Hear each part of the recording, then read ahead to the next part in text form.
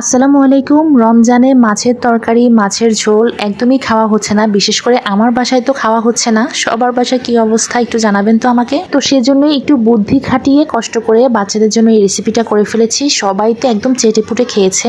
কয়েক টুকরা পাঙ্গাস মাছকে সামান্য একটু লবণ হলুদ দিয়ে পানি দিয়ে সিদ্ধ করে নিয়েছি। পানিটা শুকিয়ে নিয়েছি। তারপর কাঁটাগুলো বেছে নিয়ে একটা প্যানে কিছুটা রান্নার তেল দিয়ে পেঁয়াজ কুচি দিয়ে নিয়েছি। পেঁয়াজগুলো হালকা একটু ভাজা হয়ে গেলে একটা বড় রসুনের কোষ ছাড়িয়ে একটু থেতো করে নিয়েছি। তারপর রসুনগুলোকেও ভালোভাবে ভেজে নিয়ে কিছুটা টমেটো কুচি দিয়ে দিয়েছি। সামান্য লবণ দিয়ে টমেটোগুলোকেও কিছুক্ষণ ভেজে নিয়ে একে একে হলুদ গুঁড়ো, মরিচের গুঁড়ো এবং সামান্য কিছুটা জিরে গুঁড়ো দিয়ে ভালোভাবে মশলাটা কষিয়ে নেওয়ার পর সেই কাটা বেছে রাখা পাঙ্গাস মাছগুলোকে দিয়ে দিয়েছি। তারপর ভালোভাবে মশলাটার সাথে মিশিয়ে ভেজে নিয়েছি। যখন তেলটা একদমই উপরে উঠে আসবে কিছুটা লেবুর রস, কাঁচামরিচ কুচি এবং ধনেপাতা কুচি দিয়ে নামিয়ে নিয়েছি।